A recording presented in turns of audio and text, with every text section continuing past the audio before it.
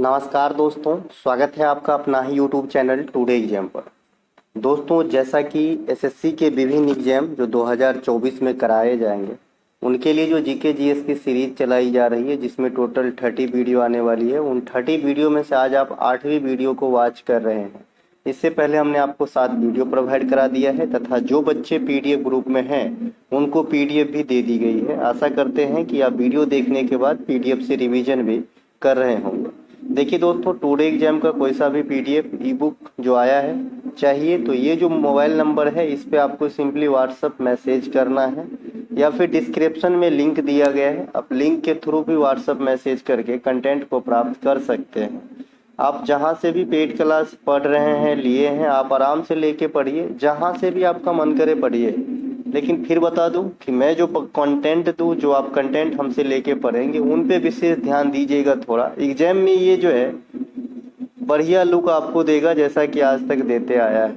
ठीक है, जैसा कि आपको पता होगा कि इस सीरीज में हमने ई बुक से आपको टास्क भी दिया करते हैं पर वीडियो के अंदर। तो पिछले क्लास में हमने 90 से 105 दिया था। आज हम 105 से 120 पेज अगले क्लास के लिए वर्क दे रहे हैं। तो 90 से 105 पेज के बीच से यहाँ पे है ना सिलेक्टेड क्वेश्चन को लिया गया है जो क्यूज के फॉर्म में होती है। जो बच्चे नए हैं उनको बता दें, 2-3-4 क्लास के बाद ये क्यूज इकट्ठे मैं लेकर के आ जाता हूँ और जो बच्चे पीडीएफ लेते हैं उनको आंसर के साथ दिया जाता है। चलिए आपसे पूछता हूँ, जिनको पता होगा कमेंट करें, जिनको नहीं पता होगा राम राम। ठीक है, क्योंकि आप मेरे कहने से अगर नहीं पढ़ रहे हैं ई बुक को तो फिर दिक्कत है। डीपीएसपी का मुख्य उद्देश्य क्या होता है, यानी राज्य के जो नीति निर्देशक तत्व होते हैं उनका क्या उद्देश्य है, क्या औचित्य है। बता दूं ये 3 प्रकार के होते हैं, गांधीवादी, समाजवादी और उदारवैदिक कैटेगराइज किया गया है और इसे भाग 4 में रखा गया है। आर्टिकल 36 से 51 के बीच को दर्शाता है और आयरिश संविधान से लिया गया है, यानी आयरलैंड के संविधान से लिया गया है। कंबन द्वारा तमिल रामायण की रचना किस वंश के शासन काल में किया गया था? चेर था, पांड था, चोल था? बताइएगा। केडी यादव रेसलिंग स्टेडियम किस शहर में स्थित है? अजंता की गुफा 1819 में जो खोज हुई थी वो किसके द्वारा खोज किया गया था? बता दूं ये मुंबई के अंदर है। शास्त्रीय नृत्य में किस नृत्य फॉर्म में मुखौटा का इस्तेमाल होता है? बता दूं छऊ नृत्य में भी मुखौटा का इस्तेमाल होता है और मुखौटा अपने आप में एक फोक डांस भी है। ये आपका अरुणाचल प्रदेश का है। इसके अलावा राज्य में महाधिवक्ता की नियुक्ति राज्यपाल किस आर्टिकल के अनुसार करते हैं? बता दूं ये महाधिवक्ता किसी भी राज्य में उस राज्य का सबसे बड़े कानूनी अधिकारी होते हैं। इसका कंपेयर हम केंद्र सरकार में अटॉर्नी जनरल ऑफ इंडिया से करेंगे।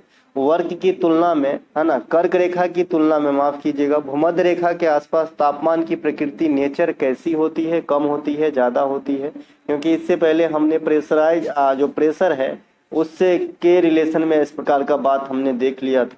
किस मुगल बादशाह को रोशन अख्तर भी कहा जाता है ना? आंतरिक या पार्थिव ग्रहों की संख्या कितनी है? बीसीसीआई के प्रथम अध्यक्ष किसे नियुक्त किया गया था? भारत में पूर्ण रूप से संगमरमर से निर्मित पहला मकबरा कौन सा था? प्रसिद्ध सिंधु जल समझौता भारत और पाकिस्तान के बीच कब हुआ था? राजस्थान के किस शहर को गोल्डन सिटी भी कहा जाता है ना? क्योंकि गोल्डन में बहुत वैरी है। गोल्डन मंदिर भी है एक, है ना, गोल्डन गेट वाला शहर भी होता है जो विदेश में है, और गोल्डन सिटी जो है अपना राजस्थान में भी एक शहर को कहा जाता है। बताइएगा। 2019 में किस भारतीय मूल के अर्थशास्त्री को नोबेल पुरस्कार प्रदान किया गया था? पुरुषों के 100 मीटर जो बाधा रेस होती है, हर्डल दौड़ होती है, उसमें 2 हर्डल के बीच में जो है कितनी दूरी होती है? ये वाला डिस्टेंस आपसे पूछा है। FRBM शब्द का फुल फॉर्म क्या होता है? भारत में लाल मिट्टी की परसेंटेज कितनी है? लाल मिट्टी, यहाँ पे मैं क्वेश्चन एक्चुअली ये रखना चाह रहा हूँ कि लाल मिट्टी का निर्माण किस विधि के द्वारा होता है? फिलहाल जो भी रखा है आप परसेंटेज ही बताइए। सुशासन दिवस किसके जन्मदिन के अवसर पे मनाया जाता है? नारायण ईपी का संबंध किस नृत्य से है? नारायण ईपी का। भगत सिंह के द्वारा असेंबली में कब बम फेंका गया था? सुधा रघुनाथन का संबंध किससे है? रणजी ट्रॉफी 23-24 के विजेता कौन है? बक्सर के युद्ध 1764 के समय अवध के नवाब कौन थे? 1527 खानवा के युद्ध में बाबर ने किसे पराजित किया था? IVEF का फुल फॉर्म क्या होता है? तो ये रहे 25 क्वेश्चन जिसका सोल्यूशन आप PDF के साथ देखेंगे। ठीक है, अगली जो आपका टास्क दिया गया है 105 से 120 पेज के बीच, वो जरूर करके आए नेक्स्ट क्लास में। ये कुछ एक्टिव प्लान है, जैसे ये 30 सीरीज का आप लोगो देख रहे हैं, ये रेलवे का है, इसमें भी 30 क्लास आने वाली है। और ये है भैया ई बुक का लुक। ठीक है भाई, ई बुक जो है काफ़ी ज़्यादा बेनिफिशियल है, आप लोग लेके पढ़िए, और नहीं हो फायदा तो बताइएगा, ऐसा थोड़ी है।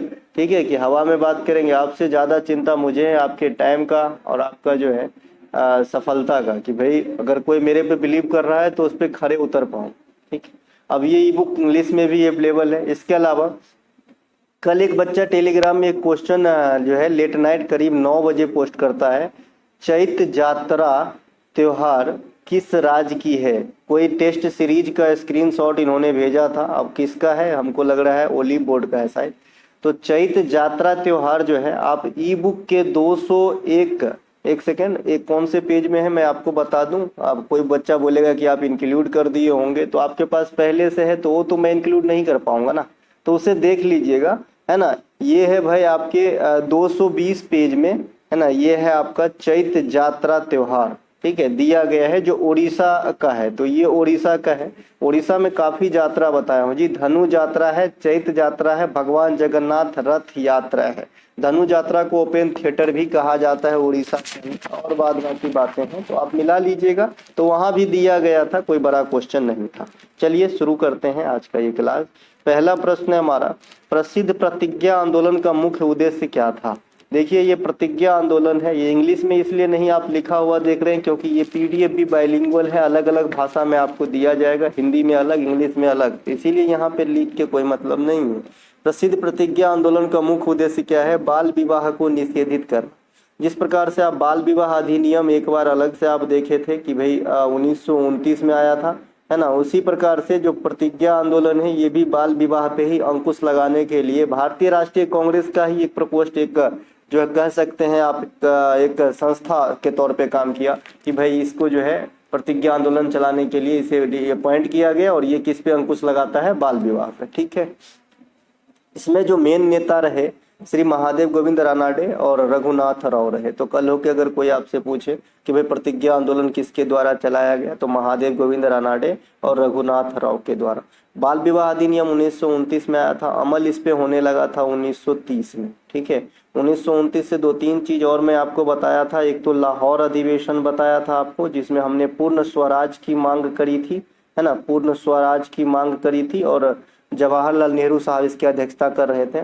1929 ईस्वी में ही ऑस्कर पुरस्कार की शुरुआत भी होता है, जो इस बार ओपेनहाइमर पिक्चर को दिया गया है, लेटेस्ट वाला जो ऑस्कर अवार्ड है ना। और भारत में पहले ऑस्कर प्राप्त करने वाले भानु अथैया, तो इन्हें भी ध्यान रखेंगे।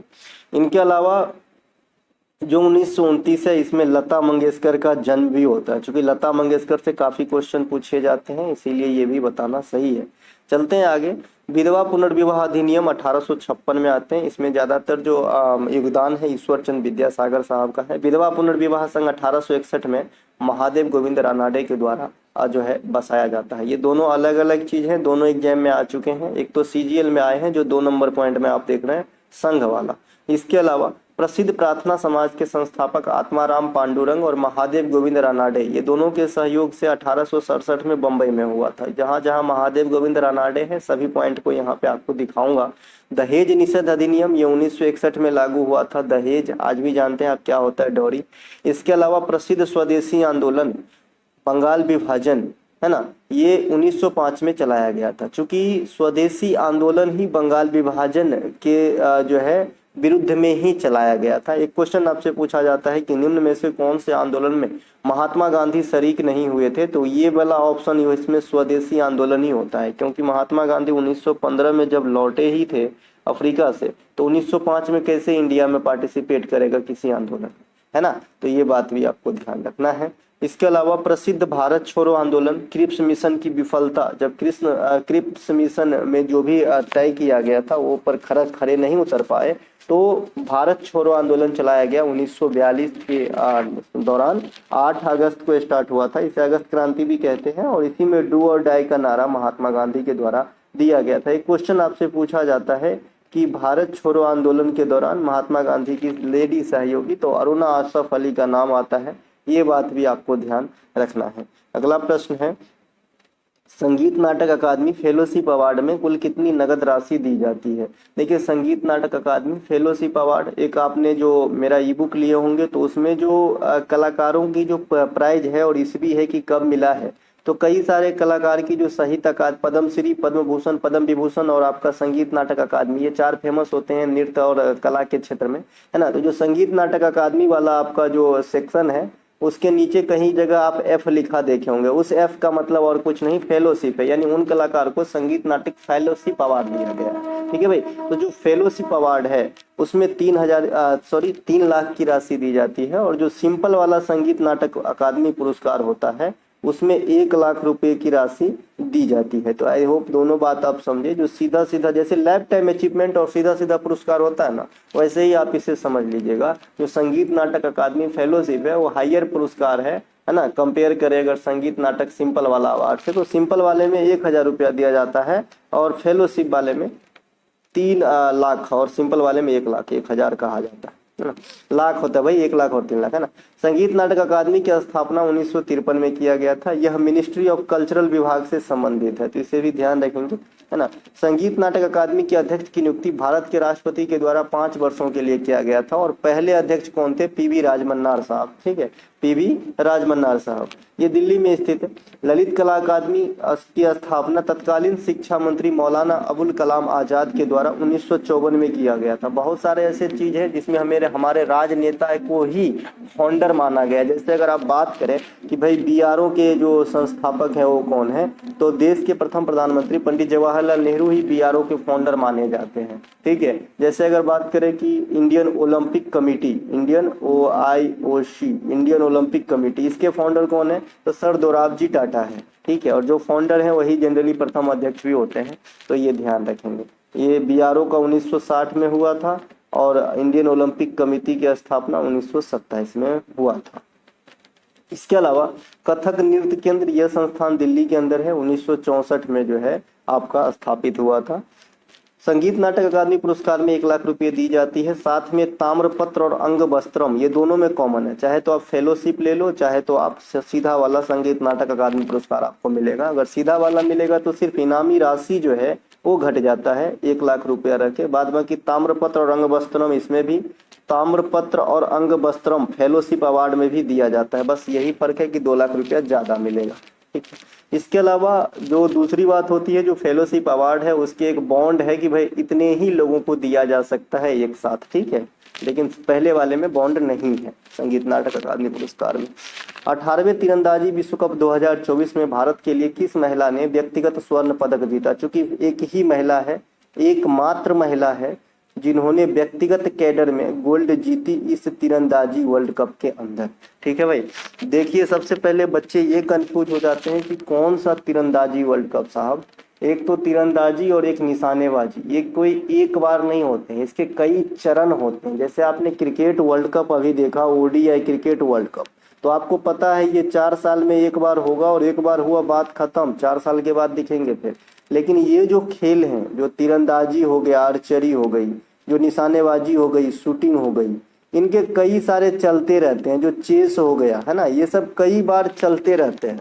तो आपको अपने आप को अपडेट रखना ही होगा। ठीक है भाई। अपडेट रखने के लिए ये सीरीज चलाई गई है। बाद बाकी तो आप जो हमने ई बुक निकाला उतना भी काफी होगा अगर आप याद रख पाए थे। ठीक है। तो ये ज्योता सुरेखा बिन्नम है, ज्योति सुरेखा बिन्नम। यहाँ पे इन्होंने 3 गोल्ड जीती, एक व्यक्तिगत, एक पर्सनल, और एक मिक्स में, और एक जो है और ग्रुप में, यानी 3 बार जीती इन्होंने, है ना। ज्योति सुरेखा बिन्नम आंध्र प्रदेश की महिला खिलाड़ी है, आंध्र प्रदेश की महिला खिलाड़ी है। एक आपने निखत जरीन का नाम सुना होगा, उनका भी जो है जो आपका नेटिव है वो पूछता है। तो निखत जरीन तेलंगाना के महिला बॉक्सर हैं, पेशेवर। ठीक है। और ये जो है भैया ज्योति सुरेखा बिन्नम, ये आंध्र प्रदेश के। 18वीं तीरंदाजी विश्व कप 2024 चीन के संघाई में अप्रैल माह में हुआ है। है ना। इस प्रतियोगिता में भारत को 8 पदक प्राप्त हुआ है। 5-2-1, 5-2-1, सबसे बड़का छोटका सबसे छोटका ही हमेशा पदक का रहता है लिखने का क्रम, यानी 5 गोल्ड है, 2 रजत है और 1 ब्रॉन्ज मेडल है। भारत के सभी पदक विनर का लिस्ट नीचे दिया गया है। यहाँ पे जो सबसे इम्पोर्टेंट है उससे मैं क्वेश्चन बनाया हूँ जो आपके एग्जाम में आएगा। जैसे यहाँ पे देखिए, ज्योति सुरेखा वेन्नम स्वर्ण पदक महिलाओं का व्यक्तिगत, ये क्वेश्चन था आपका। इसके अलावा पुरुषों का रिकर्व टीम, इन्होंने भी गोल्ड जीता। मिश्रित युगल, इन्होंने भी गोल्ड जीता। ज्योति सुरेखा वेन्नम के साथ अभिषेक वर्मा, तो दो पदक हो गए ज्योति का। और एक महिलाओं की कंपाउंड टीम में भी इनका योगदान है। ठीक है, इनका योगदान नहीं है, एक सेकेंड, हाँ हो, इनका योगदान तो है। ये देखिए महिला कंपाउंड टीम में भी इनको योगदान है। तो ये 3 पदक जीते हैं, है ना। कौन? ज्योति सुरेखा वेन्नम। तो 2 में तो और आदमी का अधिकार है और 1 व्यक्तिगत है, तो व्यक्तिगत से हमने क्वेश्चन बनाया। वैसे ओवरऑल इन्होंने 3 पदक में अपनी योगदान दिए हैं, यानी तीनों के तीनों गोल्ड में अपनी योगदान दिए हैं। ठीक है, तो ये पीडीएफ आपके पास जाएगा, अगर आप लेते हैं तो वहां से आप इसे कवर करेंगे। ये काफी इंपॉर्टेंट टॉपिक होता है, हॉट टॉपिक आप इसे कहते हैं, क्योंकि एग्जामिनर को पता है बच्चे कंफ्यूज कर जाएंगे। जैसे अप्रैल में हुआ, मई में भी हुआ है, इसको हम अगले वीडियो में लेके डील करेंगे। देखिए 21 से 26 मई ये आपका दक्षिण कोरिया में हुआ है तीरंदाजी वर्ल्ड कप। ये 4 चरण होंगे, फिर जून में होगा, है ना, तुर्की के अंदर, और लास्ट फाइनल आपका अक्टूबर में होगा मैक्सिको के अंदर। ये 4 बार होगा। मैंने कहा कि खेल जो है हर महीना लगभग चलता ही रहता है। ठीक है, तो उसको आपको समझना होगा। चलते हैं आगे। विश्व तीरंदाजी की जो शासी निकाय है उसका नाम ही है विश्व तीरंदाजी। ये 1931 में स्थापित होते हैं और इसकी मुख्यालय लुसाने स्विट्जरलैंड में स्थित है। ठीक है, फीफा का मुख्यालय कहाँ है? कोई बच्चा जो कंसस होकर पढ़ते हैं बताइएगा। अर्धसूत्री विभाजन सिर्फ व सिर्फ किस कोशिकाओं में संपन्न होते हैं? कई प्रकार की कोशिका का नाम आपने सुना होगा, स्टेम होता है, सोमैटिक सेल होता है, जर्म सेल होता है। तो जो अर्धसूत्री विभाजन होते हैं उसकी कोशिकाओं का जनन कहाँ पे होता है? तो आप हमें बता सकते हैं। देखिए कोशिका विभाजन भी कई प्रकार के होते हैं, जैसे अर्धसूत्री होते हैं, समसूत्री होते हैं और असूत्री विभाजन होते हैं। जनरली हम लोग 2 सुनते हैं, अर्धसूत्री और समसूत्री, लेकिन असूत्री भी होता है। ठीक है, कोशिका विभाजन को सबसे पहले किसने देखा था? देखिए एसएससी का एग्जाम देने जा रहे हैं, बायोलॉजी उनका पसंदीदा सेक्टर होता है। साथ ही साथ जो इन्वेंशन होता है, अब ऐसा इन्वेंशन नहीं कि भाई ऑक्सीजन का खोज कौन किया, ऐसा नहीं पूछता। ये पूछेगा शैवाल का खोज किसने किया, शैवाल पे किसने काम किया, है ना। जो पार्टिकल्स होते हैं एंटीकण प्रतिकण, उन पे किसने जो है अपना योगदान दिया, पहले बार केमिस्ट्री में किसको नोबेल मिला। तो ये थोड़ा बाल के खाल निकालने वाले एक आध केमिस्ट्री से क्वेश्चन पूछते हैं आपके एसएससी का एग्जाम, और बायोलॉजी से इतने न भारी न हल्का मीडियम लेवल की क्वेश्चन पूछते हैं। ठीक है, कोशिका विभाजन कई प्रकार के होते हैं, मैंने बताया 3 प्रकार के, 2 प्रकार के ज्यादा फेमस, 1 प्रकार के कम फेमस। कोशिका विभाजन को सर्वप्रथम 1865 ईस्वी में बिरचौ महोदय ने देखा था। बिरचौ आदमी का नाम है। सूत्री विभाजन जो होता है, असूत्री विभाजन, यहाँ पे असूत्री लिखना है ना, असूत्री। असूत्री विभाजन जो होता है इसमें नीलहरित शैवाल, वायरस, जीवाणु, जो भी सूक्ष्म जीव होते हैं इसमें आ जाते हैं। ठीक है भाई, इसमें आ जाएगा किसमें? असूत्री विभाजन में। तो इसको हम इग्नोर करके चलते हैं, ज्यादा इंटरेस्ट नहीं लेते हैं। सिर्फ ये जानना है कि असूत्री विभाजन के अंदर कितने संतान कोशिका की उत्पत्ति होती है। संतान कोशिका और जननी कोशिका क्या होता है, रेलवे क्लास पहले में मैं बता चुका था कि भाई ये क्या होता है कि जिसका विभाजन हो रहा है वो माता कोशिका या जननी कोशिका हो जाएगा। ठीक है, और जिस कोशिका का निर्माण होगा वो संतान कोशिका होगा, यानी बनने वाले कोशिका को आप संतान, आउटपुट को संतान कोशिका, इनपुट को जननी कोशिका कहते हैं, अगर आप सीधा सीधा लैंग्वेज में बात करें तो। ठीक है, तो जो असूत्री विभाजन होते हैं इसमें 2 पुत्री कोशिका का जन्म होता है, यानी मादा कोशिका का जन्म होता है। समसूत्री विभाजन पे आ जाते हैं। इसे वाल्टर फ्लेमिंग ने 1879 में समझाया था। यह विभाजन कायिक कोशिका यानी सोमैटिक सेल में संपन्न होती है। इंपोर्टेंट है, 2000 बार आपसे पूछा गया है कि भाई जो आपका समसूत्री विभाजन है, अर्धसूत्री अभी आपने देखा जर्म सेल के अंदर हो रहा था, समसूत्री विभाजन सोमैटिक सेल के अंदर होता है, ये फिक्स होती है। इस विभाजन में 2 नए सेल का निर्माण होता है, 2 असूत्री में भी हो रहा था, 2 समसूत्री में भी हो रहा था, अर्धसूत्री में 4 गो होता है ना, 2 2 4 होता है, असूत्री में 2, समसूत्री में 2 और अर्धसूत्री में 4 वो नए सेल का निर्माण होता है। ठीक है, तो ये याद रखेंगे। इस विभाजन में गुणसूत्र की संख्या समान होती है। इसी विभाजन के एक भाग है केंद्रक विभाजन, जो 5 चरणों में संपन्न होते हैं। ये पढ़ने के लिए पूरा टॉपिक, पूरा चैप्टर ही है, लेकिन हमें उतना नहीं पढ़ना है जितना से मेरा काम चल जाए। अभी आपने कोशिका विभाजन को सबसे पहले किसने देखा? बिरचॉव ने देखा। कितने प्रकार के? 3 प्रकार के। असूत्री विभाजन किसमें होती है? तो छोटे मोटे जो आपका बैक्टीरिया, वायरस, शैवाल वगैरह है उसमें होती है। उसमें कितने नए कोशिका बनते हैं? तो 2 नए कोशिका बनते हैं। फिर हम आए समसूत्री विभाजन, जो ज्यादा पॉपुलर है। समसूत्री विभाजन किस कोशिका में संपन्न होती है? सोमैटिक सेल में होती है। इसमें कितने नए कोशिका बनते हैं? तो 2 नए कोशिका बनते हैं। ठीक है, और इसमें सबसे बड़ी बात है जो गुणसूत्र की संख्या होती है, क्रोमोसोम की संख्या जो होती है वो नहीं बदलती है, समान ही रहती है। कहने का मतलब जो जननी कोशिका में जितने क्रोमोसोम रहेंगे, एज इट इज बनने वाला कोशिका में यानी आउटपुट कोशिका में भी उतने ही क्रोमोसोम रहेंगे। जबकि असूत्री, अर्धसूत्री विभाजन में क्या होता है? क्रोमोसोम की संख्या हाफ हो जाते हैं। ये एक मेन डिफरेंस है अर्धसूत्री और समसूत्री विभाजन के अंदर। ठीक है, अगर आपसे कोई पूछे कि भाई केंद्रक विभाजन जो समसूत्री विभाजन का ही एक चरण है, हालांकि ये तीसरा चरण है, तो ये कितने भाग में संपन्न होते हैं? तो 5 भागों में। इसका नाम है इंटरफेज, प्रोफेज, मेटाफेज, एनाफेज और टेलोफेज। ये सब अलग अलग चीज है जो अलग अलग हम पढ़ेंगे, क्योंकि हम यहाँ बायोलॉजी तो पढ़ नहीं रहे हैं, एसएससी का एग्जाम पास करना चाहते हैं साहब। इसके अलावा अर्धसूत्री विभाजन का नामकरण फार्मर एवं मूरे ने 1905 ईस्वी में किया था। इसमें एक जनन कोशिका से 4 नए कोशिका का निर्माण होता है, जैसा कि मैंने अभी बताया था। अर्धसूत्री में 4, समसूत्री में 2 और असूत्री में भी 2। बनने वाले संतान कोशिका में क्रोमोसोम की संख्या जनन कोशिका की तुलना में हाफ रह जाती है, आधी रह जाती है। और इसमें केंद्रक और कोशिका द्रव्य को 2 बार विभाजित किया गया था। बीपीएससी एग्जाम, इससे पहले वाला जो बीपीएससी हुआ था वहां पे ये कथन के रूप में एक क्वेश्चन आपको डाला गया था कि अर्धसूत्री विभाजन में केंद्रक और कोशिका द्रव्य का विभाजन 2 बार होता है। चूंकि ये सही कथन ही था, है ना, तो ये भी डाला गया था। तो ये आप ध्यान रखेंगे, अर्धसूत्री में केंद्रक और कोशिका द्रव्य 2 बार जो है विभाजित होते हैं।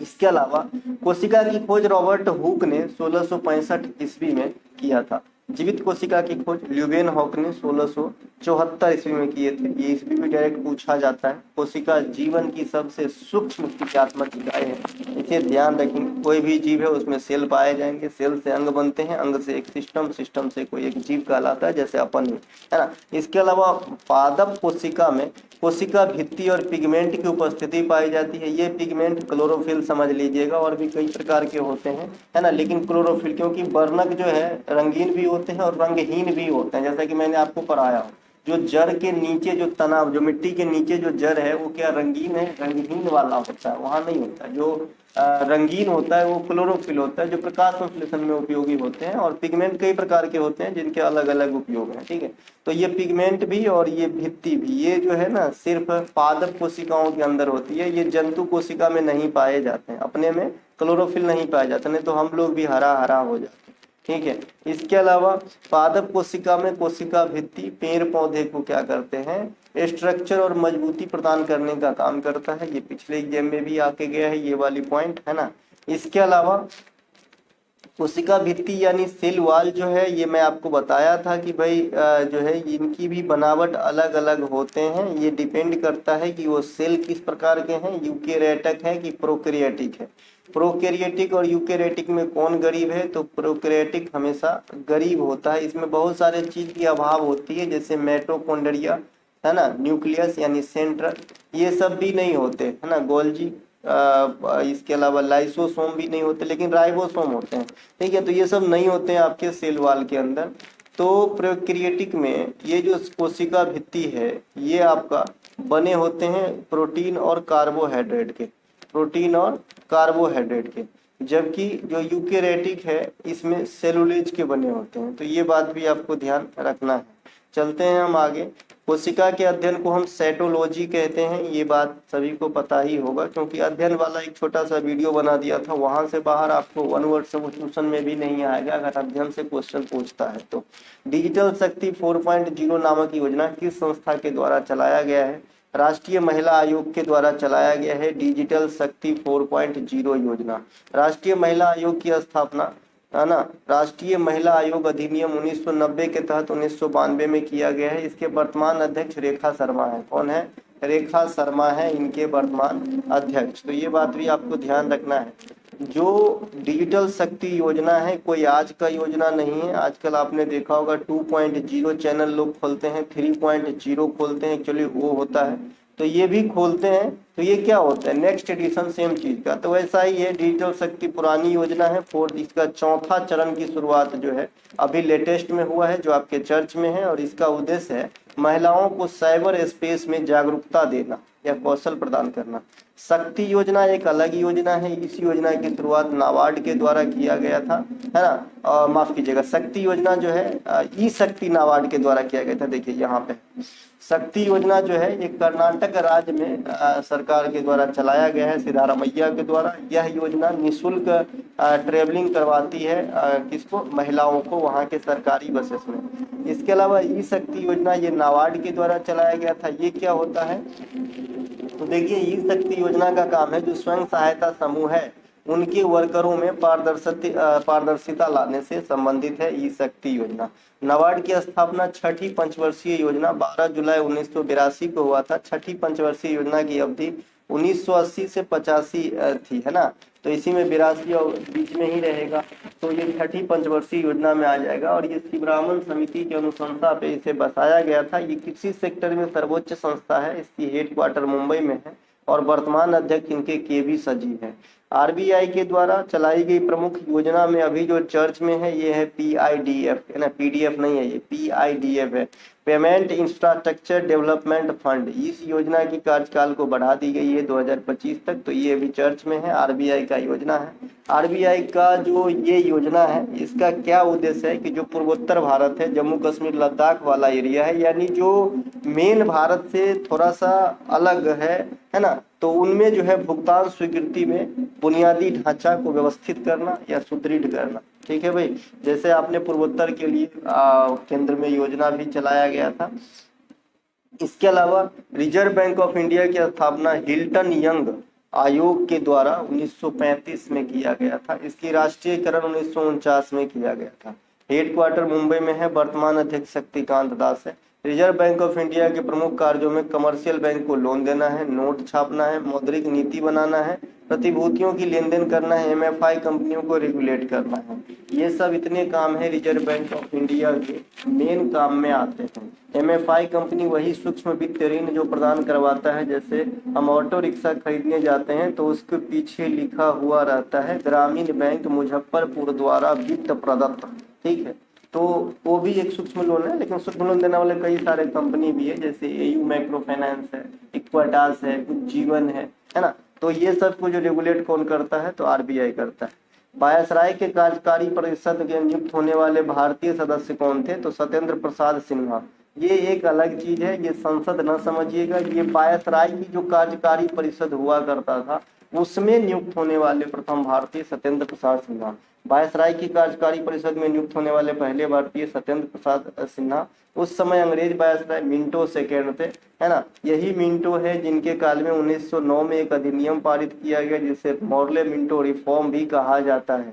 इसी मॉर्ले मिंटो रिफॉर्म में हमें सांप्रदायिक चुनाव करवाए गए थे, है ना। समाचार पत्र अधिनियम 1908 मिंटो के काल में ही आया था, जो यहाँ पे लिखा गया है। मिंटो के काल में और भी खतरनाक घटना में अगर आप आएंगे तो, है ना, सबसे पहले 1907 में जमशेदजी टाटा के द्वारा जो है टिस्को की स्थापना। खतरनाक कहने का मतलब है भाई इंपॉर्टेंट, जो आपकी एग्जाम में आता है, कोई इसकी अलग मीनिंग ना ले ले भैया। आगा खां और सलीमुल्लाह खां के द्वारा मुस्लिम लीग की स्थापना 1906 में। ये सभी के सभी लॉर्ड मिंटो सेकेंड के काल में ही हुआ था। कांग्रेस में ऐतिहासिक सूरत की जो विभाजन हुई थी जिसकी अध्यक्षता रास बिहारी घोष कर रहे थे, तो ये भी आपका मिंटो के काल में ही हुआ था। ठीक है, ब्रिटिश संसद में चुने जाने वाले पहले भारतीय। अब हम लॉर्ड मिंटो के बारे में जो कुछ भी इंपोर्टेंट घटना घटी थी उनको देखे हैं। अब हम देखते हैं ब्रिटिश संसद में चुने जाने वाले पहले भारतीय दादा भाई नौरोजी हैं। इसे grand old man of India भी कहा जाता है, भारत का वयोवृद्ध पुरुष। दादा भाई नौरोजी देश के लिए राष्ट्रीय आय का अनुमान सबसे पहले लगाया था। धन के अपवहन सिद्धांत, है ना, धन के अपवहन सिद्धांत का प्रतिपादन दादा भाई नौरोजी ने किया था। ये कुछ दादा भाई नौरोजी कांग्रेस के 3 बार अध्यक्षता किए थे, जिनमें 1906 का कोलकाता अधिवेशन फेमस है, क्योंकि यहीं पे हमें पता चला स्वराज शब्द जो है एक विस्तृत प्लेटफॉर्म पे रखा गया था। इसके अलावा सिविल सर्विस एग्जाम क्रैक करने वाले पहले भारतीय सत्येंद्र नाथ टैगोर, ये रविंद्रनाथ टैगोर साहब के बड़े भाई साहब हैं सत्येंद्र नाथ टैगोर, जिन्होंने सिविल सर्विस का एग्जाम इंडिया के लिए पहली बार क्रैक किए थे। तीनों गोलमेज सम्मेलन में भाग लेने वाले भारतीय भीमराव अंबेडकर हैं। तीनों गोलमेज सम्मेलन 30, 31, 32 में हुआ था। विश्व बैंक के अर्थशास्त्री के रूप में नियुक्त होने वाले पहले भारतीय कौशिक बसु है, और वर्तमान में भी जो विश्व बैंक में हेड है या अध्यक्ष है ये अजय सिंह बंगा है, जो भारतीय मूल के अमेरिकी नागरिक है। ठीक है। इसके अलावा विश्व बैंक की स्थापना 1944 के ब्रेडन वुड्स सम्मेलन के आधार पर किया गया था, और फुल फ्लेज में काम 1945 में स्टार्ट किया था। मुख्यालय इसके वाशिंगटन डीसी में है, और ये जो बंगा साहब है ये डेविड मालपास साहब का स्थान लिए थे। और ये जो बंगा साहब है ये टैम पर्सन, जो 100 शक्तिशाली पर्सन का लिस्ट जारी करता है टैम मैगजीन, वो 2024 के लिए आ गया है, जिसमें 4 भारतीय मूल के लोग हैं, जिसमें एक अजय सिंह बंगा है, सत्या नडेला है, साक्षी मलिक, और है ना आपका ये रणबीर कपूर की पत्नी क्या नाम है, आलिया भट्ट। तो ये चारों का नाम आया है। ये क्वेश्चन काफी इंपॉर्टेंट रहेगा आपके एग्जाम के लिए। एसएससी ऐसे क्वेश्चन को ढूंढता फिरता है, वो भी टॉर्च लेके। भारत के संविधान के अनुच्छेद 21A को किस संवैधानिक संशोधन के द्वारा जोड़ा गया था? तो ये 26वां संविधान, माफ कीजिएगा 86वां संविधान संशोधन के द्वारा जोड़ा गया था। 86वां संविधान संशोधन 2002 किससे रिलेटेड है? तो शिक्षा से संबंधित है ना। इसके तहत 11वां मौलिक कर्तव्य भी जोड़ा गया था, जिसे आर्टिकल 51A के में रखा गया था। ठीक है, क्योंकि आप जानते हैं कि आर्टिकल 51 के ए में जो है मौलिक कर्तव्य, चूंकि मौलिक कर्तव्य 11 है तो सबके लिए अलग अलग अलॉट है। आर्टिकल 51 के ए का ए है ना, आर्टिकल 51 के ए का बी है ना। तो अगर आप ए भी नहीं लिखना चाहते तो 1, 2 भी लिख सकते हैं, तो 11 हो जाएगा। के की जगह अल्फाबेट का जो पोजीशन है के का वो भी 11 है। तो आप समझ गए, ये कई बार सीट आपको दिखाए हैं और इनमें व्यवस्थित लिख के दिया गया है। इसके अलावा अनुच्छेद 21A 6 से 14 वर्ष तक के बच्चों को निःशुल्क शिक्षा लेना मौलिक अधिकार है। तो ये दोनों जो आया 21A आया और कहेंगे आप 21A आया, और 21A और 51A का 11 या फिर के, ये दोनों जो है 86वां संविधान संशोधन 2002 के द्वारा ही जोड़ा गया था। दोनों शिक्षा से संबंधित है। जहां एक मौलिक अधिकार दर्शाता है 21A, वहीं जो है 51A 11 मौलिक कर्तव्य को दर्शाता है। मौलिक अधिकार उस बच्चे पे लागू होता है कि भाई आप अगर 13 साल के हैं तो आपका राइट बनता है कि आपको निःशुल्क शिक्षा दिया जाएगा। और अगर आप 14 क्रॉस अगर आप पेरेंट्स बन गए हैं तो आपका भी एक मौलिक कर्तव्य है, अधिकार तो नहीं कर्तव्य है, कि आप जो है अपने 14 वर्ष से कम उनको बच्चों को शिक्षा दिलाएं। इसका मतलब 14 से बड़ा हो जाए तो ना दिलाएं। ये बात ठिठोली के लिए है भाई, दिल पे मत लेना। 14 के बाद बड़ा हो जाए तब तो और दिलाए, लेकिन एक जो है न्यूनतम 14 वर्ष, 6 से 14 वर्ष तक के बच्चों को शिक्षा दिलाने के लिए इंडिया में फुल जो है फ्री है। यहाँ तक कि तो अब तो खाना भी देते हैं स्कूल में, है ना। इनके अलावा मिड डे मील नहीं है क्या? इनके अलावा 106वां संविधान संशोधन ये 2023 में काफी चर्चा का विषय रहा। इसके द्वारा क्या होता है, लोकसभा हो गया, असेंबली हो गया, है ना, या फिर जहाँ भी केंद्र शासित प्रदेश के अंदर असेंबली है, जैसे दिल्ली और पुदुचेरी के अंदर भी है, तो वहाँ पे जो महिला हैं उनकी भागीदारी को सुनिश्चित करता है। कितना? 1/3, यानी अगर इसको परसेंटेज में करेंगे तो 33% जो है महिला की उपलब्धता, यानी महिला आरक्षण से संबंधित है 106 आर्टिकल अमेंडमेंट, माफ कीजिएगा। 44वें संविधान संशोधन 1978 के द्वारा संपत्ति के अधिकार को मौलिक अधिकार से हटाया गया है। वर्तमान में यह आर्टिकल 300A में रखा गया है। 42वां संविधान संशोधन 1976 के द्वारा मौलिक कर्तव्यों को जोड़ा गया था। यह स्वर्ण सिंह समिति की अनुशंसा पे आधारित था। 61वां संविधान संशोधन के द्वारा मतदान की उम्र सीमा घटाकर 21 से 18 कर दिया गया।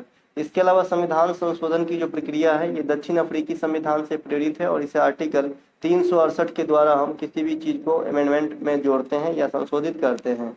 वर्तमान समय तक टीन के उत्पादन में कौन सा राज्य अग्रणी है? देखिए टीन की जो उत्पादन है ये छत्तीसगढ़ राज्य में अब सबसे ज्यादा होने लगा है। छत्तीसगढ़ पिछले कई सालों में उत्पादन के दृष्टिकोण से कोयला में भी अपना पकड़ बना लिया है और टीन में भी अब बना लिया है। तो टीन आपका छत्तीसगढ़ हो जाएगा। छत्तीसगढ़ टीन के साथ साथ कोयला कोयला और टीन दोनों का उत्पादन वर्तमान में छत्तीसगढ़ कर रहा है। जबकि भंडारण कोयला का कहेगा तो मैं फिर से बताऊं, झारखंड में होता है। सबसे ज्यादा भंडारण अभी भी कोयला का झारखंड राज्य में है।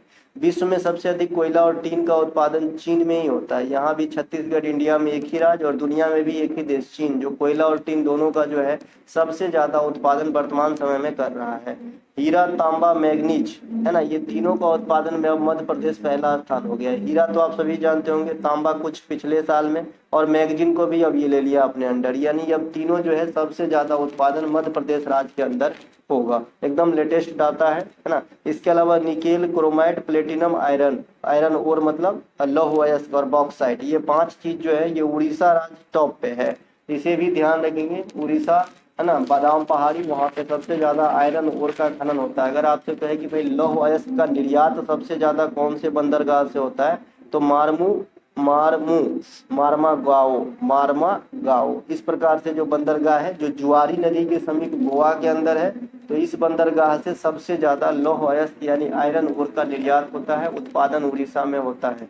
इसके अलावा चांदी, सीसा तथा कच्चा तेल जैसे ही आपने देखा राजस्थान की तरफ अभी चल देना है, गुजरात गलती से भी न मार देना। हालांकि गुजरात में बड़े बड़े रिफाइनरी वगैरह हैं, लेकिन फिर भी वर्तमान समय में चांदी, सीसा और कच्चा तेल ये राजस्थान में जो है प्रोड्यूस हो रहा है।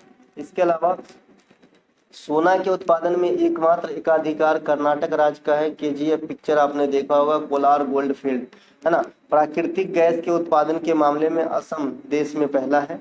भारत में पेट्रोलियम पदार्थ की खोज सबसे पहले डिगबोई असम में ही किया गया था 1901 ईस्वी में। 1901 ईस्वी से आप याद रखना, नोबेल पुरस्कार की शुरुआत भी 1901 ईस्वी में ही हुआ था। उस समय 5 क्षेत्र में हुआ था, बाद में इकोनॉमिक्स को ऐड किया गया। वर्तमान में 6 क्षेत्र में नोबेल पुरस्कार दिए जाते हैं। जनगणना 2011 के अनुसार पूर्वोत्तर भारत में सबसे अधिक साक्षरता दर वाला राज्य कौन सा है। अब ओवरऑल भारत नहीं कर रहा है, सिर्फ पूर्वोत्तर भारत कह रहा है ना। तो इसमें मिजोरम आएगा। मिजोरम की जो लिटरेसी रेट है ये देश में भी जो है टॉप 2 में ही है। ठीक है, तो ये आपका मिजोरम हो जाएगा स्टेट में, है ना। तो और पूर्वोत्तर भारत में पहला हो जाएगा। जनगणना 2011 के अनुसार मिजोरम की जो लिटरेसी रेट है 91.3% है। जनगणना 2011 के अनुसार देश में जो टॉप लिटरेसी रेट वाला स्टेट है ये है केरल 94%। न्यूनतम साक्षरता दर वाला जो है ये आपका बिहार है 61.8%। केंद्र शासित प्रदेश में सर्वाधिक साक्षरता लक्षद्वीप की 91.8%। भारत का टोटल ओवरऑल साक्षरता 74.04%। पुरुष साक्षरता 82.14 और महिला साक्षरता 65-46%। तो ये कुछ लिटरेसी रेट का जाल जरा ध्यान से पढ़ेंगे, ध्यान से रखेंगे याद, क्योंकि जनगणना का जब तक, है ना, नए वाला रिवीजन नहीं आ जाता करने के लिए डाटा, तब तक जो है पुराना ही इंपॉर्टेंट बना रहेगा एग्जाम के लिहाज से। जनगणना 2011 में 121 करोड़ की जनसंख्या नापी गई थी। यह रिपोर्ट के मुताबिक वर्तमान समय में देश में कितने जनसंख्या है, 142 करोड़, है ना। 121 करोड़ तो 2011 में डिसाइड किया गया था। अब मान लीजिए 13-14 साल और हो गए, तो पिछले साल ही एक रिपोर्ट के अनुसार इंडिया की जनसंख्या 142 करोड़ से भी ऊंचा बताया गया है, जो चाइना की जनसंख्या को भी ओवरलैप करता है। इसके अलावा जनगणना 2011 के अनुसार जनघनत्व कितना था, 1106 व्यक्ति, जो हाईएस्ट है किसका, बिहार का। बिहार में सबसे अधिक जनघनत्व था, 1106 आदमी 1 किलोमीटर में बिहार के अंदर निवास करते हैं, है ना। न्यूनतम जनघनत्व अरुणाचल प्रदेश की 17 व्यक्ति पर किलोमीटर निवास करते हैं। इसके अलावा जनगणना 2011 के अनुसार, है ना, सर्वाधिक लिंगानुपात केरल का 1084 और न्यूनतम लिंगानुपात हरियाणा का 879। इस जनगणना वाले क्वेश्चन में हमने डाटा पे ज्यादा फोकस किया है। इसके अलावा जनगणना 2011 के अनुसार देश में जो ओवरऑल आपका डेकेडिकल ग्रोथ है ये 17.64% था। सबसे अधिक डेकेडिकल ग्रोथ मेघालय का था और सबसे कम डेकेडिकल ग्रोथ नागालैंड का था। तो ये कुछ एक जनगणना का डाटा जो आप अपने पॉकेट में रखें, और भी बहुत सारी चीज तो याद हो गया होगा जी। और मैं फिर कहूँगा कि आप हमारे चैनल पे अगर नए जुड़ रहे हैं, क्योंकि अब एग्जाम का समय आ गया है तो अब लोग आएंगे। मैंने आपसे शुरू में ही कहा था कि एनालिसिस एक बहाना है, मैं तो आपको पढ़ाने के लिए आया हूँ। और कहीं ना कहीं सरस्वती की दया से भले मैं कुछ ही बच्चे को पढ़ाता हूँ जो मुझसे पढ़ता है, लेकिन जितने को पढ़ाता हूँ एकदम सुपर स्टार को पढ़ाता हूँ, और आज न कल झंडा जरूर गाड़ूंगा। ठीक है, तो जो है आप टॉपिक वाइज वाले प्लेलिस्ट पहले देख ले, तो आपको थोड़ा सा एक खड़ा होने का मोमेंटम मिलेगा कि भाई हाँ ना, हम भी कुछ जानते हैं। फिर आप हमारी प्रैक्टिस सेट यूज देखें, कंटेंट पढ़ें, फिर अपने आप को आप अलग फील करोगे। ठीक है। भारत में सबसे बड़ा व्यापारिक भागीदार अब जो है कौन बन गया है 23-24 के अंदर? तो सबसे बड़ा टॉप ट्रेंडिंग पार्टनर जो इंडिया का बन गया है, ये चाइना बन गया है। पता नहीं चाइना के सामान को तो हम बायकॉट कर रहे थे भाई, क्यों इतना हो गया है। पहले यूएसए हुआ करता था, लेकिन जो ये वित्तीय वर्ष जो बीता है, जिसकी कैलकुलेशन अभी आई है 23-24 वाला जो बीता है, मार्च तक रहेगा ना वित्तीय वर्ष, 31 मार्च तक 23-24 वाला, है ना। तो इस वित्तीय वर्ष के अंदर 118.4 बिलियन की व्यापार होते हैं भारत और चाइना के बीच। ये द्विपक्षीय व्यापार है, यानी दोनों तरफ से लेन देन का इतना जो है कॉस्ट होता है। तो इस हिसाब से ये टॉप पे पहुंच जाते हैं, अमेरिका को पीछे छोड़ देते हैं। अगर भारत की टॉप ट्रेंडिंग व्यापार की बात करें तो चाइना है, अमेरिका है, इसके अलावा सऊदी अरब है, संयुक्त अरब अमीरात है, इत्यादि। ठीक है। इसके अलावा कल या परसों हमने पड़ोसी देश से संबंधित जो वीडियो बनाया था, उसका एक कॉपी आप यहाँ पे देख रहे हैं। आज ये पीडीएफ ग्रुप में दे दी गई होगी मेरे ख्याल में। ठीक है। तो ये जो है आपका चाइना के बारे में थोड़ा सा देखेंगे। चाइना की राजधानी है क्या? बीजिंग। और करेंसी क्या है? रिंगबिंबी, है ना, रिंगबिनी, इस प्रकार से। इसके अलावा एचडीआई इंडेक्स में चाइना का स्थान है 75। अपना कितना स्थान है? 134, 134। देश की सबसे लंबी यांगसी नदी है चाइना के अंदर। चाइना के अंदर येलो नदी, मोती नदी यानी पर्ल नदी भी बहती है। दुनिया में सबसे अधिक देशों के साथ अंतर्राष्ट्रीय सीमा साझा करते हैं चाइना, 14 देशों के साथ। भारत के साथ मैकमोहन रेखा के द्वारा अलग होता है चाइना। चीन के अधिकांश निवासी बौद्ध धर्म के हैं। तिब्बत पर पूर्ण रूप से कब्जा चाइना ने 1951 में किया था। चाइना के अंदर बोले जाने वाली भाषा चाइनीज या मंदारिन है। चीन का स्वतंत्रता दिवस 1949 में मनाया जाता है, 1 अक्टूबर को। संसद का नाम है नेशनल पीपुल्स कांग्रेस। और चीन का राष्ट्रीय फल है फजी, कीवी फ्रूट और बेर। तो ये है चाइना के बारे में। चाइना बात करें कि बाउंड्री शेयरिंग में कौन सा स्थान रखता है, तो बांग्लादेश के बाद दूसरा स्थान चाइना का ही है कि सबसे लंबी बाउंड्री 3400 किलोमीटर से एवं लंबी बाउंड्री इंडिया के साथ लगती है। और सबसे लंबी बांग्लादेश की लगती है 4096 किलोमीटर से भी एवं। ठीक है भाई, तो ये ध्यान रखेंगे। चलते हैं आगे। लतासन देवी का संबंध किस नृत्य से है? देखिए, लतासन देवी का संबंध जो है ये मणिपुरी नृत्य से है। मणिपुरी नृत्य से है लतासन देवी का संबंध। ठीक है। तो इसके अलावा ये थोड़ा सा गलत लिखे। ठीक है, लतासन देवी पढ़े आपने। फिर मणिपुरी नृत्य के प्रमुख कलाकारों में देखेंगे। वाकई ये जो पॉइंट आपने देखे उसको मिला नहीं है। ठीक है, ये जो है गलत छप गया है, नाम कुछ और होना चाहिए। वहां पे लतासन देवी लिखने थे तो मणिपुरी देवी लिखा गया। मणिपुरी नृत्य के अन्य कलाकारों में मणिपुरी, मणिपुर, है ना, मणिपुर का शास्त्रीय नृत्य। गुरु विपिन सिंह, देवयानी चलिहा, दर्शना, नैना, सुवर्णा, रंजना, ये बहन है, झावेरी सरनेम है इनका, यानी झावेरी बहन। अमला शंकर, अमली सिंह, नल कुमार सिंह, सविता मेहता, कलावती देवी, चारू माथुर, गोपाल सिंह, सोनरिक सिंह, बिंबावती देवी, इमोवी देवी, विनोदनी देवी, भुवनेश्वरी देवी, प्रीति पटेल, श्रुति बनर्जी, लतासन देवी, लीली वसु, इंद्रानी देवी, मनोरमा देवी। अब क्या निष्कर्ष निकला सर, क्या ही याद करूं और क्या भूलूं? तो भाई इसमें जो है ट्रिक है, एक तो सिंह सरनेम और एक झावेरी सरनेम, ये दोनों तो याद रह जाएगा। ये आपके मणिपुरी में आते हैं। देखिए जितने भी देवी है, रुक्मिणी देवी को जरा हम साइड में रख ले, है ना, सितारा देवी, रुक्मणी देवी, इनको अगर साइड में रख लें तो जो भी देवी है 99% केस में मणिपुरी नृत्य से ही होते हैं। कौन से दो देवी याद किया जिनको साइड में रखना है? रुक्मिणी देवी और सितारा देवी। ठीक है, बाद में की जितनी भी देवियां हैं ये लगभग मणिपुरी नृत्य से ही संबंधित है। तो आपने एक सरनेम और भी जोड़ देना है, देवी। तो ये 3 सरनेम हो गया। बाद में की जो आपको दिखता है, जैसे श्रुति बनर्जी है, इसे याद कर लीजिए। सविता मेहता है, इसे याद कर लीजिए, है ना। तो ये अपने जो है देवयानी चलिहा है, इसे याद कर लीजिए। तो भाई ट्रिक तो खुद ही खोजना होगा। एकमात्र शास्त्रीय नृत्य जिसमें लास और तांडव दोनों देखे जाते हैं, लास और तांडव, है ना, यानी पार्वती और शंकर भगवान। इस नृत्य में राधा कृष्ण के प्रेम प्रसंग को दर्शाया जाता है। अधिकांश कलाकार के सरनेम सिंह होते हैं, जैसा कि अभी बता दिया। पॉल डिराक नामक भौतिक विज्ञानी ने 1930 ईस्वी में किसकी अवधारणा प्रस्तुत करने के लिए प्रसिद्ध हुए? आदमी का नाम है पॉल डिराक, है ना, पॉल। तो ये भाई एंटी पार्टिकल्स, प्रतिकण की खोज के लिए प्रसिद्ध हुआ था। प्रतिकण उपकण होता है जो उस पदार्थ की जिसके उपकण होते हैं उसके जैसा ही द्रव्यमान होता है, यानी द्रव्यमान समान होता है, लेकिन इस पे चार्ज उल्टा होता है, आवेश विपरीत होता है और चुंबकीय आघूर्ण भी विपरीत होता है। समझेंगे, मान लीजिए ए कोई तत्व है, पदार्थ है, इसके एंटी पार्टिकल्स बी है ना। अगर ए का मास आपका 5 kg है तो बी का भी मास 5 kg रहेगा, है ना। अगर ए पे प्लस चार्ज है तो बी पे माइनस चार्ज आ जाएगा और चुंबकीय आघूर्ण भी उल्टा हो जाता है। तो ये आपने समझा कि भाई किसी मेन तत्व और उसके पार्टिकल्स एंटी पार्टिकल्स में क्या फर्क होते हैं। एंटी पार्टिकल्स के कुछ उदाहरण जैसे समझेंगे, पॉजिट्रॉन। पॉजिट्रॉन के खोजकर्ता का नाम भी पूछता है, एंडरसन होता है। क्या होता है? एंडरसन होता है। जेम्स एंडरसन नहीं भाई, वो क्रिकेटर है, ये एंडरसन अलग है। इसके अलावा एंटी प्रोटॉन भी होता है, एंटी न्यूट्रॉन भी होता है। ये सब जो है उपकण है परमाणु के।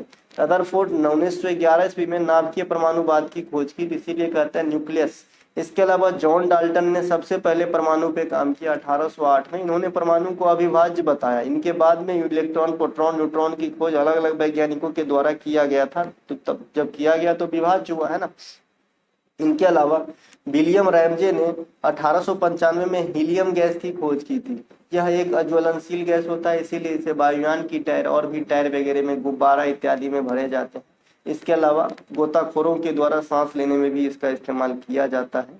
1662 में रॉबर्ट बॉयल ने बॉयल का नियम दिया था। चार्ल्स का नियम और बॉयल का नियम बहुत दिन पहले पढ़ा दिए हैं, आज भी एग्जाम में क्वेश्चन आते रहते हैं। इसके अलावा 1932 में जेम्स चैडविक के द्वारा न्यूट्रॉन की खोज किया गया था। इसी कारण, है ना, 1935 में चैडविक साहब को नोबेल पुरस्कार भी दिया गया था। मौर्य वंश के अंतिम शासक बृहद्रथ की हत्या किसने की थी? पुष्यमित्र शुंग ने की थी।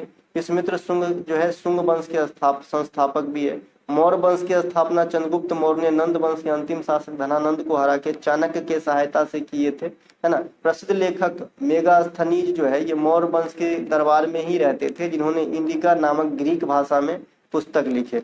मौर्य वंश के राजकीय चिन्ह की बात करेंगे, मयूर होता था। मौर्य काल में पाली भाषा लोग बोलते थे, है ना। कंटक शोधन मौर्य काल के दौरान न्यायालय हुआ करता था, है ना। इसके अलावा चंद्रगुप्त मौर्य ने जैन धर्म की दीक्षा भद्रबाहु नामक जो है जैन साधु से लिए, और भद्रबाहु जो है कल्पसूत्र की रचना भी की थे।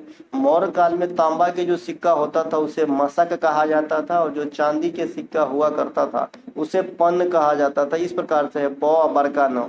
इसके अलावा गुप्त वंश का जो राष्ट्रीय प्रतीक है वो गरुड़ है। हालांकि गरुड़ एक से अधिक वंश का राष्ट्रीय प्रतीक है, यहाँ पे मैं गुप्त बता रहा हूँ।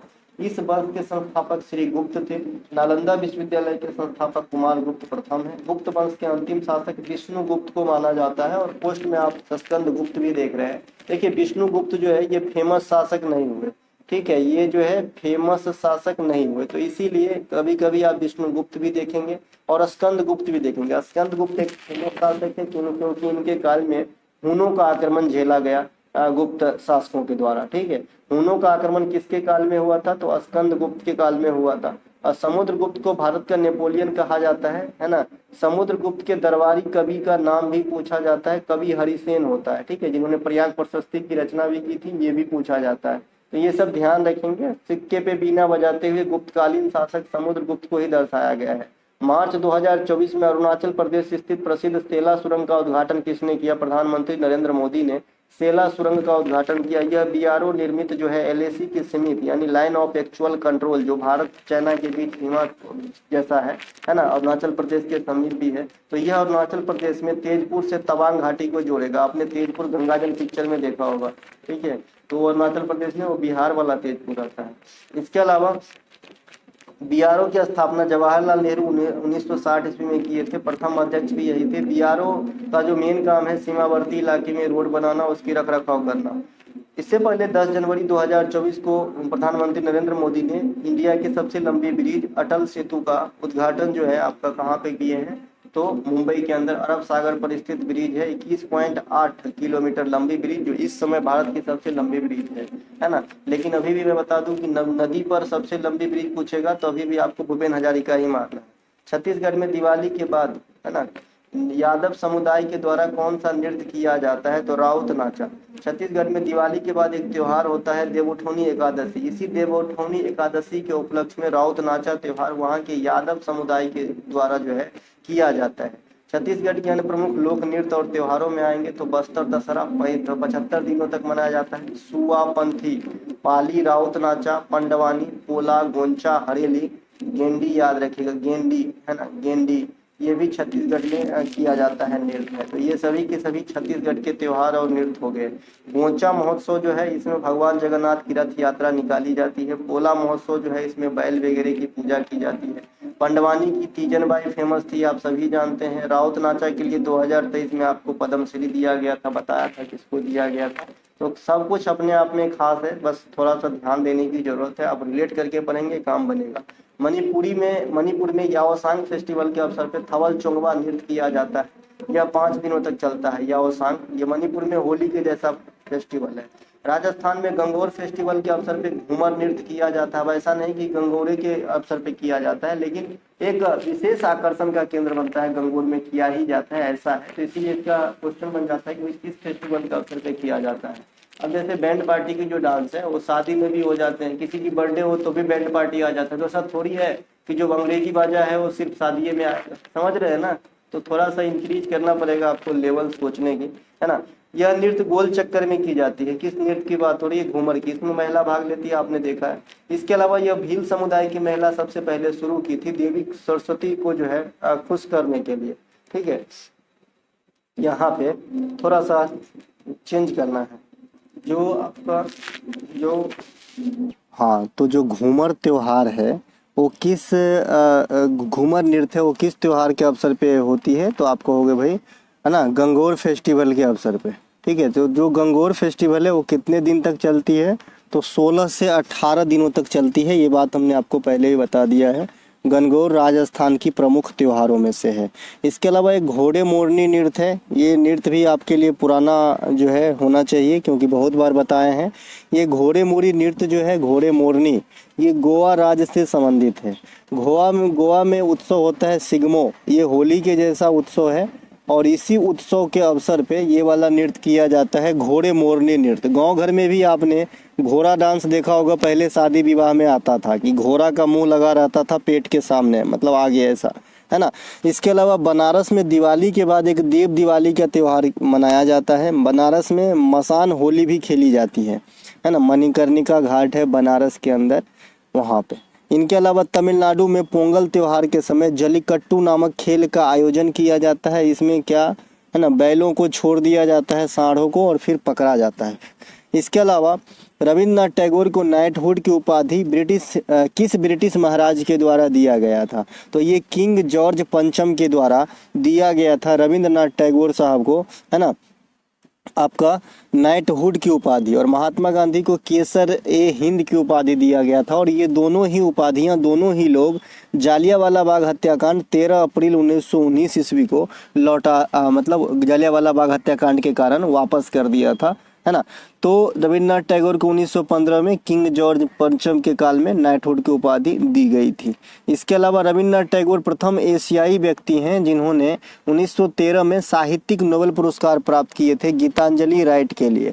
यह सिर्फ पहले भारतीय ही नहीं, पहले एशियाई जो है नागरिक है या पुरुष है। ठीक है, इनके अलावा रविन्द्रनाथ टैगोर शांति निकेतन के वास्तविक फाउंडर माने जाते हैं। और शांति निकेतन को 2023 में यूनेस्को के धरोहर लिस्ट में शामिल किया गया है। अगर इनके क्रमांक पूछेंगे तो 41वें होंगे, और 42वें कौन सा होंगे? तो होयसल मंदिर समूह होंगे। उससे पहले 40वें कौन सा था? तो धौलावीरा। और 39वां कौन सा था? तो रंगप्पा मंदिर। ठीक है, रविन्द्रनाथ टैगोर के प्रमुख कृत्य में आएंगे तो पोस्ट ऑफिस, गोरा, गार्डनर, गीतांजलि। एक स्पीड पोस्ट पुस्तक का नाम है जिसके लेखक शोभा हैं। ठीक है, तो एक अलग पुस्तक है। रविन्द्रनाथ टैगोर को गुरुदेव की उपाधि महात्मा गांधी साहब दिए थे। और मोहनदास करमचंद गांधी को महात्मा की उपाधि रविन्द्रनाथ टैगोर दिए थे। यानी महात्मा मोहनदास करमचंद गांधी को रविन्द्रनाथ टैगोर, और गुरुदेव की उपाधि रविन्द्रनाथ टैगोर को महात्मा गांधी दिए थे। तो ये दोनों एक दूसरे के आदान प्रदान किए थे। 31 दिसंबर 1600 ईस्वी को ब्रिटिश ईस्ट इंडिया कंपनी को व्यापारिक अधिकार पत्र कौन से महारानी प्रदान की थी? तो महारानी एलिजाबेथ प्रथम के द्वारा प्रदान किया गया था। ईस्ट इंडिया कंपनी की स्थापना 1600 ईस्वी में होती है ना। इसके अलावा वर्ष 2024 में जाकिर हुसैन को किस किस कृत्य के लिए ग्रैमी अवार्ड से सम्मानित किया गया। जैसा कि आप सभी को पता होगा कि जाकिर हुसैन साहब को 2024 के लिए 3 ग्रैमी अवार्ड प्राप्त हुए हैं। तो एक तो शक्ति एल्बम के दिस मोमेंट के लिए, जिसमें कई सारे कलाकार इंक्लूड हैं, तो इसमें भी जाकिर हुसैन साहब भी हैं। फिर पश्तो और एज वी स्पीक के लिए, यानी 3 अलग अलग कृत्य के लिए 3 जो है आपका ग्रैमी अवार्ड दिया गया है जाकिर हुसैन साहब को। ठीक है। तबला वादक जाकिर हुसैन, बांसुरी वादक राकेश चौरसिया, गायक शंकर महादेवन और बैलिन वादक गणेश राजागोपालाचारन, है ना। इस प्रकार से आप देख रहे हैं तो 5 आदमी को यहाँ पे आपका दिया गया है क्या भैया, है ना, ग्रैमी अवार्ड 2024 जो भारतीय हैं। एगो नीचे हैं सेल्वा गणेश विनायक राम, तो आप काउंट कीजिएगा 5 जन हैं। ठीक है, जिनमें 2 तबला वादक, 1 बांसुरी वादक, 1 गायक, है ना, और 1 बैलिन वादक है। इनके अलावा वर्ष 2024 में जाकिर हुसैन को 3 ग्रैमी अवार्ड, आपने तीनों कृत्य का नाम भी देख लिया, और 2 ग्रैमी अवार्ड राकेश चौरसिया साहब को मिला है। ये बांसुरी बजाते हैं, हरिप्रसाद चौरसिया के भतीजे हैं। ठीक है। इनके अलावा भारत में सबसे पहले ग्रैमी अवार्ड पंडित रविशंकर साहब को, जो सितार बजाते हैं पंडित रविशंकर साहब, तो इनको 1968 में दिया गया था। तो पहली बार भारत के लिए इन्होंने ही जीता था, वेस्ट मीट्स ईस्ट के लिए। ठीक है। तो जो पंडित रविशंकर साहब हैं, ये सबसे अधिक 5 ग्रैमी अवार्ड जीतकर अब तक सबसे अधिक ग्रैमी अवार्ड जीतने वाले भारतीय बने थे। लेकिन अब जो है जाकिर हुसैन साहब 3 ग्रैमी अवार्ड 2024 में और 2 ग्रैमी अवार्ड पहले, यानी अब जाकिर हुसैन साहब के पास भी 5 ग्रैमी अवार्ड हैं और रविशंकर साहब के पास भी 5 ग्रैमी अवार्ड है। दोनों बराबरी किए हैं।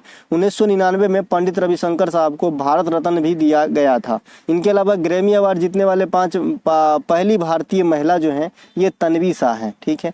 इसके अलावा भारत के सभी राज्य और केंद्र शासित प्रदेश में सबसे लंबी तटरेखा किसकी है ना। थोड़ा आराम से सोचिए, क्वेश्चन को हल्का में न लीजिए, लैंग्वेज पकड़िए। भारत के केंद्र शासित प्रदेश और राज्य दोनों मिला के कह रहा है, तो दोनों मिला के कह रहा है तो अंडमान निकोबार का सबसे बड़ा जो है तटरेखा है गुजरात के तुलना में भी। गुजरात की अगर बात करेंगे तो आपका भारत की तटरेखा की टोटल लंबाई 7516.6 किलोमीटर है। अंडमान निकोबार का अकेले 2000 के करीब 1962 किलोमीटर है। गुजरात की बात करेंगे तो 1214.7 किलोमीटर है। ठीक है। तो गुजरात और अंडमान निकोबार दोनों में देखें तो अंडमान निकोबार का ज़्यादा लेंथ है तटरेखा की, है ना, कंपैरिजन में गुजरात के। ठीक है। तो गुजरात राज्यों में कहेगा तब पहला, ओवरऑल केंद्र शासित प्रदेश और राज्य में से सिलेक्ट करना हो तो अंडमान निकोबार का होगा। ठीक है। कल हमने आपको जो है पड़ोसी देश से संबंधित एक वीडियो प्रोवाइड कराया था, उसमें हमने सारे जानकारी इस प्रकार के दे दिए थे जिससे कि आपका कोई भी क्वेश्चन एग्जाम में न छूटे। तो जो बच्चे नहीं देखें वो जाके देख सकते हैं। बांग्लादेश के साथ 4096 किलोमीटर की सीमा लगती है, चीन के साथ 3488, पाकिस्तान के साथ 3323 किलोमीटर, नेपाल के साथ 1751 किलोमीटर, म्यांमार के साथ 1643 किलोमीटर, भूटान के साथ 699 और सबसे छोटा अफगानिस्तान के साथ सीमा लगती है इंडिया का। तो ये 7 स्थलीय पड़ोसी देश, 2 जलीय है मालदीव और श्रीलंका। उनके बारे में मैंने फैक्ट रख दिया था। मालदीव से एक ही क्वेश्चन पूछा जाता है कि वहाँ पे कौन सा भाषा बोला जाता है, तो दिवे ही। और मालदीव के बारे में और भी एक्स्ट्रा क्या है कि यह एशिया का सबसे छोटा कंट्री है, मात्र 298 वर्ग किलोमीटर का। इसके अलावा भारत की स्थलीय सीमा की टोटल लंबाई 15,200 किलोमीटर है ना। इसके अलावा जो सबसे लंबी सीमा बांग्लादेश के साथ देखा, सबसे छोटा सीमा अफगानिस्तान के साथ देखा। तटीय भाग की कुल लंबाई आपने 7516.6 किलोमीटर अभी आपने देखा। सबसे लंबा तटरेखा अंडमान का था, दूसरा स्थान गुजरात का था। राज्यों में पहला गुजरात होगा, है ना। मुख्य भूमि की तटरेखा की लंबाई 6100 किलोमीटर है। कोस्टल राज्यों में गुजरात सबसे बड़ी है, यहाँ पर भी लिखा है। केंद्र शासित प्रदेश लक्षद्वीप जो है ये अरब सागर में है और अंडमान निकोबार बंगाल की खाड़ी में है। पूर्वी घाट की सबसे ऊंची चोटी जिंदगरा है। पश्चिमी घाटी की सबसे ऊंची चोटी इलायची पहाड़ी है। पूर्वी घाट और पश्चिमी घाट का मिलन स्थल तमिलनाडु है। तो ये कुछ एक प्रश्न थे जो आपके प्रैक्टिस सेट नंबर 8 में हमने कराए हैं। अगर आपको अच्छा लगा है तो लाइक करें, है ना। अपने दोस्तों में शेयर करें जो पढ़ लिख रहा हो, जो वास्तव में एक जेन्युइन कंटेंट के सहारे एग्जाम क्रैक करना चाहता है। बाद बाकी अगर आप हमारा कोई भी कंटेंट चाहिए तो डिस्क्रिप्शन में लिंक दिया गया है, आप क्लिक करके व्हाट्सएप मैसेज के थ्रू ले सकते हैं, है ना। मिलेंगे हम अगले वीडियो में, तब तक के लिए जय हिंद।